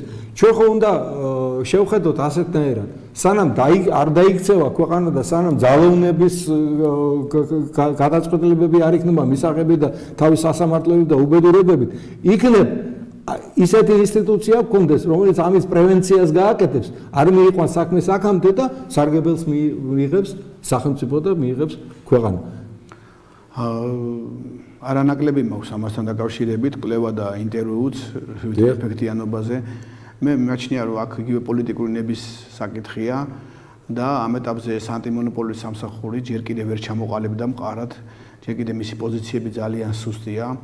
მიუხედავად რომ რაღაც ინსტიტუციურად გაიმართა ეს სამსახური, მე ვიცი ამ ხელმძღვანელობასაც შეხვედრილი ვარ და ვიცი მისი პოზიცია, მაგრამ ძალიან უჭირს სექტორების შესწავლა, ძალიან ნელი ტემპით მიდის. ეთყობა ეს პრობლემა არის არა მარტო იმაში, რომ რაღაც პოლიტიკური ნება, თუმცა პრემიერმა ერთი ორჯერ უთხრა პრემიერმა, რომ მიანიშნა უკვე მეტი რა უნდა გააკეთოს. კი, ამ შემთხვევაში პრემიერის განცხადება ავსავსებით ნახევარი მარტო პრემიერზე საუბარი და მე უთხრა ჩვენ მქონდა საუბარი უთხარით კიდეც. ვინც გინდა იყოს მეთქი ანტიმონოპოლიის სამსახურის ხელმძღვანელი, იმიტომ რომ ისეთი პოლიტიკური ძალები დგა იმ კერძო სტრუქტურების უკან და რაღაც გარკვეული სექტორების უკან, რომ თუ ძალიან მაგარი თვითონ პიროვნებაც არ არის, მე არავის არ ვამბობ არაფერს, მაგრამ უბრალოდ ვიძახი, უნდა ჩამოყალიბებული და თუ არ ყავს კარგი გუნდი პროფესიონალები, ძალიან გაუჭირდება მუშაობა, იმიტომ რომ მოგეხსენებათ, რომ ამ სექტორები, რასაც საუბარია შესწავლაზე, იგივე ეს არის ფარმაცია, იგივე არის ესე იგი ენერგეტიკა, იგივე არის ნავთობის იმპორტი და ნავთობის რეალიზაცია. ერთი შეხვედით რომ ჩანს, რომ გარედან რომ რაღაც იქ არის კონკურენციის, ასე ვთქვათ, კანონი ირღვევა და ხდება რაღაც ანტიმონოპოლიური საქმიანობის განხორციელება, მეორე მხრივ ამის დადასტურება ძალიან ძნელია. ამას ჭირდება საკმაოდ ანალიზი და არც ისე არ უნდა გავაკეთოთ ჩვენ, რომ ამ ანტიმონოპოლიური სამსახურის მიერ გაკეთებული განცხადებებით დავაზიანოთ კერძო სექტორი. და ხელი შეუშალოთ იგივე ინვესტიციების შემოდინებას ქვეყანაში. ამას უნდა ქონდეს გარკვეულ ეტაპზე პრევენცია და მე არაერთხელ მithქვავს, ეს არ უნდა იყოს ანტიმონოპოლიური სამსახური დამსჯელი ორგანიზმი, мотиваცია დასჯა არ უნდა იყოს. და იქ უდევ კიდეც იმაში რეგულაციებში უდევს, რომ პირდაპირ კანონში ჩაწერილი, მას შეუძლია თუ კი ეთანამშრომლება ესა თუ ის კომპანია, მას შეუძლია რომ რაღაც გარკვეული თანამშრომლებიდან გადავიდეს, რაღაც ამ დასჯიდან გადავიდეს დაჯერებინა თანამშრომლება, თუ კი ის წამოვა და ამ ყველა ინფორმაციაზე ეთანამშრომლება ანტიმონოპოლიური სამსახურს. მაგრამ ის რომ თვალსაჩემი იყოს მის საქმიანობა ამ ეტაპზე ძალიან გაძნედა და ვფიქრობ გაძნედება მაინც მიმაჩნია ეს იგივე პროფესიონალიზმშია პრობლემა, გუნდშია პრობლემა, რომ ბევრი არ არის ადამიანები, იქ რამდენიმე კაცი ვიცი, ვინც შეიძლება ამ მიმართულებით იმუშაოს. რამდენიმე ადამიანი გვარებს არ დავასახელებ.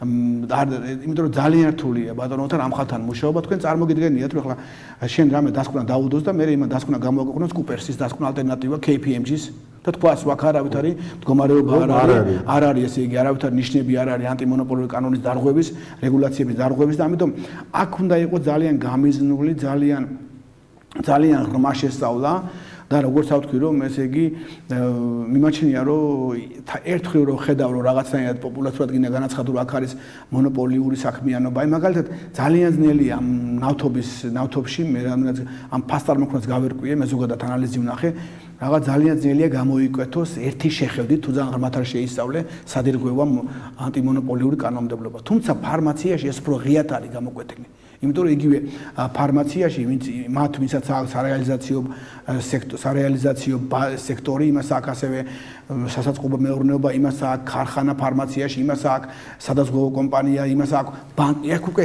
ცალსახად ირკვევა, უფრო მკაფიო ჩანს ბატონოთან, აი ამ ნავთობში უფრო რთულად აჩანს, იმიტომ რომ ფასტარმოქმედს რო გადახედავ, არა შეიძლება ვერც კი დაინახო ეს რამდენად ფასები, რამდენად როგორ ყალიბდება მისი ფასების წარმოქმნა და საერთოდ ძალიან ისეთი თვალსაჩემი არ არის, ამიტომ ძალიან ღრმა ანალიზი და ძალიან მთელი მოკიდება უნდა ამ საქმეს. მე ამ თეზის ვიზიარებ ბატონო სოლომონ და სწორედ ჩემის აზრითაც სწორად არის გაყოფილი, თქვა ნავთობში შეიძლება ბევრად უფრო შენიღბულია და ბევრად სხვა პროცესებთან არის დამოკიდებული, რაც შეეხება ფარმაციას. იცის ეს საზოგადოება თქვენ მონამორჩილი იმ ხელისუფლების არსებობის პირობებში იბრძოდა იმისათვის და სწორედ ამ თეზის ვავითარებდით, რომ ერთხელში იყო მოქცეული მედიკამენტი, წარმოება, შემოტანა, დისტრიბუცია, სავამტყოფო, სადაზღვევო კომპანია და ფაქტობრივად იყო მთელი ჯგუფი ერთ ხელში და გასულთ ახლა მეც ვაკვირდები თქვენი ლინკების არ იყოს გარკვეულ ტერმინებს ამ ქვეყანაში, რომ სამინისტრო იქცა სადაზღვევო ბროკერად და ასე შემდეგ და ასე შემდეგ, ხო?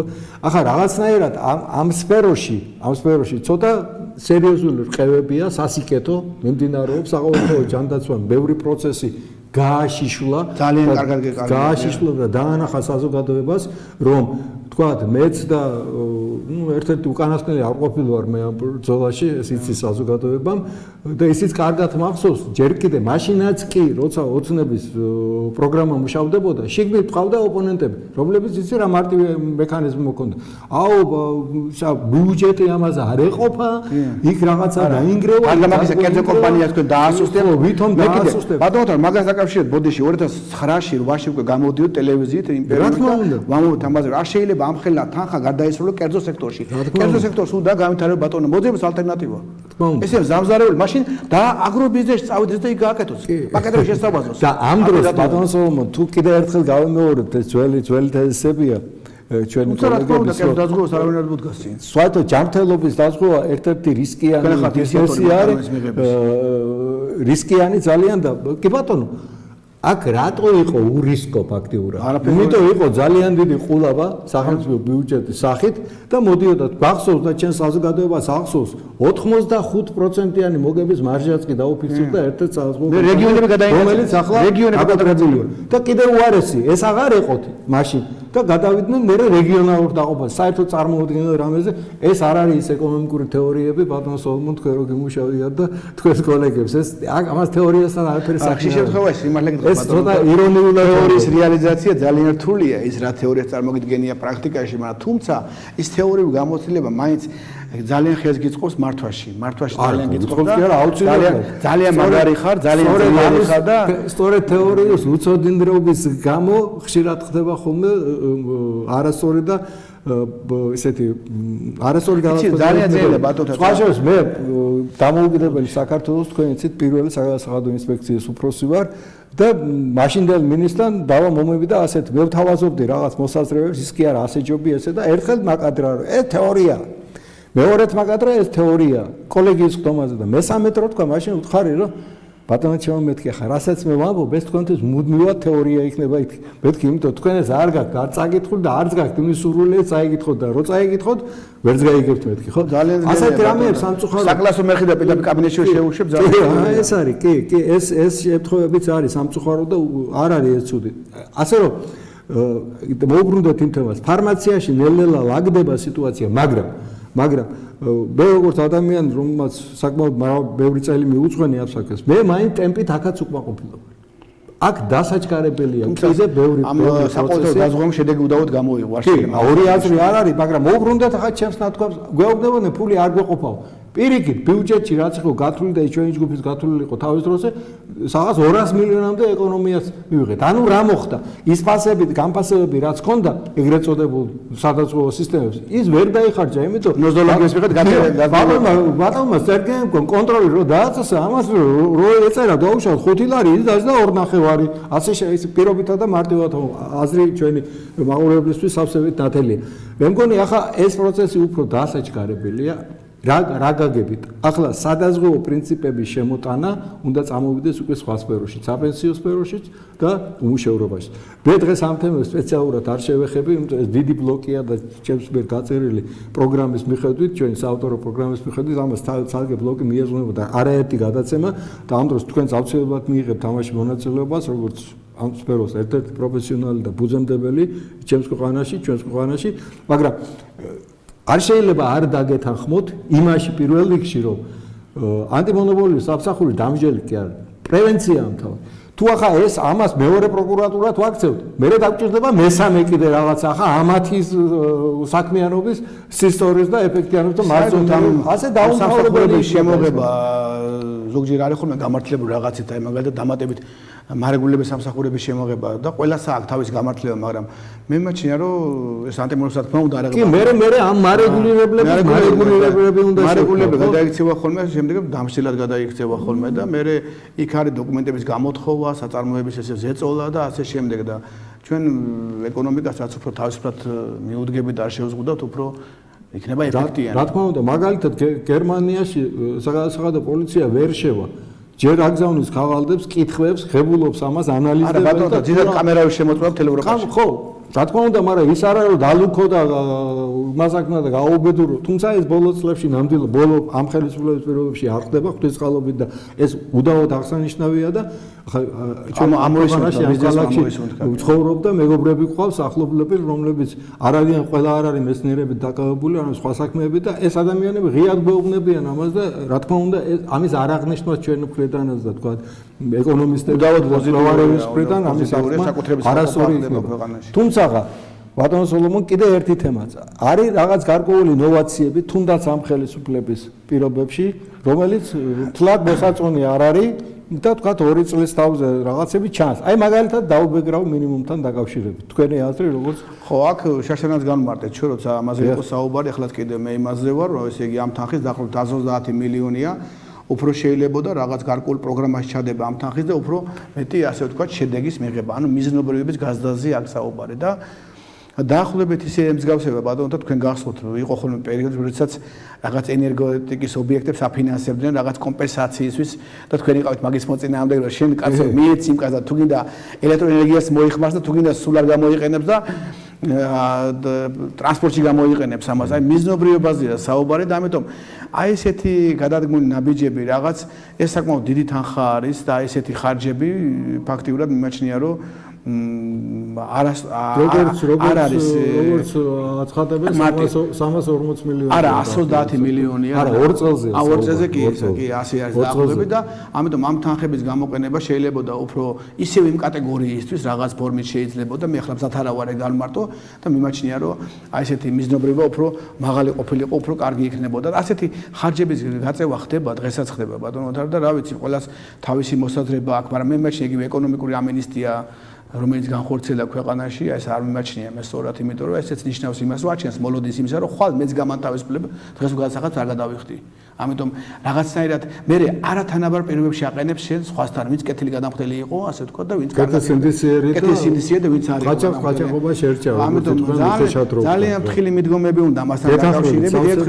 ერთხელ პოპულარულია, ერთხელ საინტერესოა და მეორე მხრივ ასე ვთქვა იგივე ჩვენ უნდა ვეცადოთ რაც შეიძლება რომ სახელმწიფომ თავის როლი დაებრუნოს, რა თქმა უნდა ეს ნაბიჯები რომელიც იდგმება იგივე აგრარული მიმართულებით ძალიან კარგია და რაღაც ერთი ასე ვთქვათ რეჯერადი და ეფექტები აქვს, მაგრამ გრძელვადიან პერიოდზე მას უნდა ქონდეს პოზიტიური შედეგები, ესეთი ნაბიჯები უნდა გადავდგათ და მიმაჩნია რომ სახელმწიფოს ფუნქცია რაც არის, ის უნდა გაკეთდეს სოფლის მეურნეობაში, ეს არის ინფრასტრუქტურის განვითარება, ეს არის იგივე გზები, სასაწყობო მეურნეობა, დაბარპროცენტიანი და გრძელვადიანი კრედიტები და ართავარია და სადაზღვევო პაკეტის შეთავაზება, ისეთი რომელიც სოფლის მეურნეობას წაადგება. აი ეს არის სახელმწიფო ფუნქცია და ჩვენ ხშირად მე ვიცი ბევრი ეკონომისტის აზრი რომ ვთქვათ ის პირდაპირ დახმარება ფერმერის მიმართ, რომელიც მოხმართ ესვას ეძახიან. მე შემიძლია გითხრათ, როგორც თავის დროზე მონაწილე ამ პროგრამის ფორმირების, ეს არის მხოლოდ და მხოლოდ 3 წლიანი, პრაქტიკულად მოვალწოს ეს ასე ვთქვათ მთავრდება და აქ გადაწმინდა ეკონომიკური ფაქტორისა, ბატონო სოლომონ უნდა გითხრათ, რომ ამაში არის ერთი დიდი მცდელობა, არა მარტო სოციალურიც არ და შემოსავალი არა, რომ ადამიანი მივაბრუნოთ სოფელში, მივუბრუნოთ მიწას და ახლა არ გვაძლევს ჩვენ დროც ის საშუალებას, თუმცა ამას მიუძღვნით ჩვენ გადაცემას. აქ საუბარი არის ჩვენ არ დავკარგოთ გლეხი. არ დავკარგოთ სოფელი და არ დავკარგოთ ეს ფილოსოფია. სხვა შორის არც თქვენ, არც მე და ვთქვათ ბევრი ჩვენი კოლეგა, როცა ვიღარ მავანი რო ამბობს, რომ ჩვენ არა სხვები რომ აი და 3% ამდენს ამუშავებს, იმდენს და ასე შემდეგ. ხო, ციფრები მოყავთ, რომ სოფელი არ გჭირდება. ძალიან იშვიათად ამბობენ, რომ ის არის უშუალოდ მიწასთან დასაქმებული, მაგრამ გადამამუშავებელ მრეწველობაში, მერე ამ სოფლის პროდუქციისა და მერე უკვე რეალიზაციაში უამრავი ხალხი მონაწილეობს და ისინი ეკონომიკურად აქტიურები არიან. მაგრამ ეს მოდით ისევ სხვა. ამ ბაზარმა გარკვეულად შექმნა мотиваცია, რომ რუსეთის ბაზარმა და უნდა ვაღიაროთ, ეგ არ უნდა. კი, რა თქმა უნდა, რა უნდა არის, აქ რევერსები მიდგომა ზოგს არ უნდა რუსეთი ახსენოს, ამ ბაზარმა შექმნა ნამდვილად გააჩინა კიდე мотиваცია, მე კახელი ვარ და ჩემ რაიონის მაგალითზე მთელი კახეთს კარგად ვიცნობ თქვენ მოგეხსენებათ. გააჩინა мотиваცია, გლეხი მოუტრიალ და ვენახს ისე დაიწყეს წითელი ყურძენი, წითელი ქვია, შავსეძახია ზოგიერთ არასწორი ტერმინია, ასევე ქაწითელის გაშენება დაიწყეს ხალხმა და ფაქტიურად ის რაც არ ხდებოდა 10 წლის განმავლობაში დღეს ისე მოტრიალდა ადამიანი და რაც აქცენტები გაკეთებული იყო ძირითადად მებაღეობაზე, იქ საზამთროს მოყვანა ხდებოდა, სხვა კულტურებზე იყო აქცენტები, დღეს უკვე ისე ვენახისკენ მოტრიალდა, იმიტომ რომ ამას ხელი შეუწყო ისევე ეს ძალიან დიდი ესე კეთილნება იყო ბატონი ბიზინა ივანიშვილის მხრიდან რომ მან ამ ხელა თანხები ჩადო სეტყვით დაზარალებული მოსახლეობისთვის ეს იყო ძალიან მნიშვნელოვანი ნაბიჯი და საკმაოდ სერიოზული თანხა გაჩნდა მაგალითად ერთ სოფელში ის იყო ძალიან შორს გამიზნული და კარგად სოფლების ეს იყო საბოლოოდ 800.000 მილიონი არის ჩაიდო. ეს კი არ იყო თქვათ ესე იგი გამართლებული ასე თქვა ზოგადად რო თქვათ რომ ბატონო მიზეზი რატო უნდა მიეცა იმ ხალხისთვის, მაგრამ მეორე მხრივ ამან კარგი საქმე გააკეთა, უნდა ვთქვათ, ასევე რთველი წლევანდელი რთველი ძალიან კარგად ჩატარდა. უნდა აღნიშნოთ ეგ. მე უკმაყოფილო კაცი კახეთში არ მინახავს თქვენ იცით რომ კახეთი ზავა მიყვარდა ხშირად. ხო, ზოგიერთები ადგილებზე ცდილობდნენ რაღაც გარკვეული ასე ვთქვათ გაეკეთებინათ საპოტაჟი და ამ დროს ზოგადად ცენტრალურ ხელისუფლებას უჭირდა რაღაც კოორდინაცია, მაგრამ როგორც იციან წყალი ჩავიდა, ესაც რომ ჩადიოდეს მოხსენება და აღმოსავლური სიბრძნე ყველაფერს თავის სახელით დაიმარჯვა სიმართლე. ამიტომ ჩვენ არ გვაწყობს რუსეთში მიმდინარე მოვლენები, არანაირად არ გვაწყობს და ალტერნატივები რომ მახსოვს მე გამოდიოდა მაშინ ბატონთა პრემიერ-მინისტრი, მაშინდელი პრემიერ-მინისტრი 2006 წელს და ხო და ჩვენ ალტერნატივას გავაჩენთ. სად არის ალტერნატივები? როდესაც 2007 წელს ღვინის ექსპორტი გაუტოლდა 98 წელს. ყველაფერს თავი დავანებოთ. ამიტომ ალტერნატივები ძალიან, რა თქმა უნდა, ალტერნატივ ბაზრებზე ვიმუშაოთ, მაგრამ ეგ არ ნიშნავს, რომ შემდგომ რუსეთი არ არის ალტერნატივა და ეხლა მწვანილის გატანა ხდება, ხილის გატანა ხდება და ამის გვჭირდება ეს ბაზარი, გვჭირდება. ესე იგი მე ვთქვია ეხლა ბოლო ინტერვიუში ესე ეკონომიკურ პოლიტიკაში, ეკონომიკურ თვითმფრინავში უნდა წავიდეთ იქამდე რუსეთთან, სანამ არ შეეხება რაღაც კიდე სხვა პოლიტიკაში არ გადავა ეს. არ გადავა პოლიტიკაში, ანუ ეკონომიკურ თვითმფრინავში უნდა დავამყაროთ იმდენად, რამდენად შეგვიძლია, რომ მან რაიმის სანაცვლოდ კი არა. საერთოდ არ გახდება საჭირო რაიმის სანაცვლოდ იყოს ეს ურთიერთობები გაღრმავებული. რა თქმა უნდა, აი ასეთი ნათქვამია რა, კომუნისტების პირველი მტერი იყო გლეხი. და კომუნისტები ძახოდნენ რატო იყო გლეხი? იმიტომ ის მესაკუთრეა რა. და ახსოვთ ახლა ძველი საკუთრებაც იყო. რა თქმა უნდა, ძველი თაობის ადამიანებს ახსოვს ერთი სულელი რო ყავდა ლიდერი იმ საბჭოთა კავშირის ნიკიტა ხრუშოვი, კოლმეურნეობებს შლიდა და საბჭოთა მეურნეობებს აყალიბა. რატო? საბჭოთა მეურნეობაში უკვე პერსონიფიცირებული საკუთრება არ არის. ეს არის ქარხანა და ამიტომ იცახოდა ეს 80-იან წლებში კომუნიზმს ავაშენებოდა, კაგრად 80-იან წლებში ზუსტად რო ეთქვიათ დაინგრაგდეს ეს სისტემა. ეს ისე ნახევრად ხუმრობი, თუმცა ამ ხუმრობაში ნახევარზე მეტი სიმართლეა. ახლა ამ შემთხვევაში რა თქვენ მაგალითი მოიყვანეთ და რა თქმა უნდა ყველა გონიერი კაცი დაეთანხმება სოფლად აი ამ პოლიტიკის გატარებამ და რუსეთთან კავშირების ამ ნაწილში დარეგულირებამ ეკონომიკურ ურთიერთობაში რა თქმა უნდა დამატებითი სტიმული მისცა ჩვენს ეკონომიკას. აი ხა ვინც იძახის დივერსიფიკაციაო საჭირო ასე შემდეგ. კი ვინ ამბობს რა გლეხმა არ იცის რომ დივერსიფიკაცია იქნება და ან ღვინის ქარხნის დირექტორმა საჭირო, მაგრამ მოდი ძალიან გლეხურად ვთქვათ რა. თუ ეს პროდუქცია აღარ გექნა და ყურძნის ნაცვლად საზამთრო გვექნა, რომელი პროდუქციის დივერსიფიკაციაზე იქნება ძალიან უხეშად ვარ. მაშინ ხდებოდა ჩაბარება, მაშინ ხდებოდა იძულები, დღეს უკვე სიხარული ხდება. რა თქმა უნდა. და მეორეც ხდება, ჩემი აზრით და თქვენ ჩემზე კარგად იცით, ახლა იგივე თქვენს რაიონში და მთლიანად რეგიონში კახეთში, იცით რომ არც დაგვიანება ხდება ანაზღაურების, არც ამ ხალხის წამება და მოტყუება და ასე შემდეგ და ასე შემდეგ, ასე რომ ნუ აქ ერთი პრობლემა იყო ცოტა შუამავლები და ეგრეთ წოდებული დამამზადებლების ეგ უნდა გავაჩეროთ მომავალ მაგაზე იფიქრებს კი და ეს რგოლის ამოვარდა ეს გლეხი პირდაპირ უნდა გავიდეს იმაზე მე მესმის თქვენ რასაც მიანიშნეთ ვიცი და მე ვიცი ეს ხელისუფლებისთვის ცნობილია და ეს რგოლი ამოვარდება წელს ხვალში ძალიან მნიშვნელოვნად ნაკლები იყო როგორც მე ვიცი მაგრამ იყო პრეცედენტი რა თქმა უნდა ეს ამოვარდება ამაზე არ არის ხალხი შოულოს ფუძესაც საერთოდ შეხება არა არც ღვინოსთან და არც ვენახთან ახლა რა შეეხება ერთ თემას რომელიც ითქვა და თქვენ წამოჭერით დაუბეგრავ მინიმუმთან დაკავშირებით აი აქ უნდა მივმართოთ ხელისუფლებასაც და საზოგადოებაც ჩვენ საფიქრალი მეტი გვაქვს დაუბეგრავი მინიმუმის დაბრუნებაზე კი არ არის საფიქრალი არის შრომის ანაზღაურების ფონდის დაბეგვრაზე საშემოსავლო გადასახადის და მომავალში აუცილებლად უნდა გაჩნდეს საზღვაო შენატანის თემა მე ახლა გარკვეულწილად ვაანონსებ იმ თემას და კიდევ ერთხელ ვიმეორებ რომ ამ თემაზე თქვენთან და ჩვენ სხვა კოლეგებთან ერთად მოგვიწევს ცალკე ბლოგში და ცალკე საუბარი ძალიან სერიოზულად ამიტომ აი ესეც ფრაგმენტული რო არ გამოგვივიდეს, ვითომ შეღავათი, ვითომ სოციალური, საშემოსავლო ნაწილიდან მიღებულ შემოსავალს ვამცირებ და გვჭება უფრო დიდი ამოცანისათვის, თქვა დაზღვევისათვის, ფინანსური საფუძვლების, ის უკვე გადასახადი არ არის. უკვე აღარ არის და ამ თემაზეც მიბრუნდებით თავის დროზე. ბატონო სოლომონ, ჩვენი დრო, ასე ვთქვათ, ამ გადაცემის, ამ ფრაგმენტის ნაწილი იწურება. მე მინდა დაგითხრათ რამდენიმე წუთი, ბრძანეთ რისი დამატებით, რისი თქმა გინდა ამ ჩვენს საუბარში და მე ორიოდე სიტყვით მივმართავ ჩემს ტელემაყურებელს. აი მე მიმაჩნია რომ ესეთი შეხვედრები, ასეთი საუბრები უდაოდ გამოიღებს პოზიტიურ შედეგს.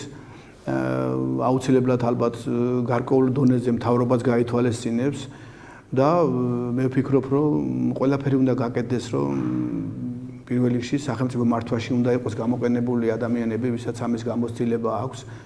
ეს არის გარკვეულად ჩემი სურვილით, ჩემი თხოვნაც სამთავრობისადმი, არა მარტო ცენტრალურ ხელისუფლებაში, არამედ ადგილებზეც ჩვენ ყველა ადამიანი უნდა გამოვიყენოთ, ვისაც თუნდაც გარკვეული ჩინოვნიკური სტაჟი აქვს, როგორც იტყვიან. და ძალიან კარგი იქნება რომ ის კვლევები რომელიც საქართველოში მიმდინარეობს და უამრავი კონფერენცია ტარდება სხვათა შორის მინდა აღვნიშნო საერთაშორისო კონფერენცია და ხშირ შემთხვევაში მოწვეულები არიან მთავრობის წევრები და ძალიან ხშირად თავს იკავებენ დასწრებისგან საჭიროა ის დაგროვილი პოტენციალიც არის მეცნიერებაში იმის რეალიზაცია მოხდეს რა თქმა უნდა სრულად არა მაგრამ გარკვეულ დონეზე და ის რეკომენდაციები გათვალისწინებული იქნას ქვეყნის მართვაში და ეს ყველაფერი განხილული იქნას კომპლექსურად და ერთიან სისტემაში. დიდი მადლობა კიდევ. მადლობთ. მე ჩემს პატივცემულ და ძვირფას ტელემაყურებას მიმართავ და მათი სახელით, ჩვენი არხის ხელმძღვანელობის სახელით, პირადად ჩემი სახელით მადლობას მოგახსენებთ მობრძანებისათვის. ძალიან საინტერესო, საგულისხმო და მნიშვნელოვანი საუბრისათვის და აქვე დავთქვათ, რომ თქვენ ამ პროგრამაში აქტიურად მიიღებთ მონაწილეობას იმ თემატიკებში, იმ თემატურ საკითხებში, რომელთაც თქვენ პროფესიულად ხართ დაინტერესებული, გაგაჩნიათ პროფესიული კვლევის დადებული შედეგები და მრავალგზის ტირაჟირებული და როგორც იტყვიან, ჯერ იყოს სიტყვა, ჩვენი სიტყვა ამ არხიდანაც ვთქვათ, ამ პროგრამიდანაც ვთქვათ და შემსმენი და მომსმენი იმედია, რომ არ просто არ დაგვიძველდება გვეყოლება ესეთი ადამიანები, რომლებიც რეალობაში პრაქტიკაში ასახავენ შემდგომ. დიდი მადლობა პატივცემულო ტელემაყურებლებო, მომავალ შეხვედრამდე.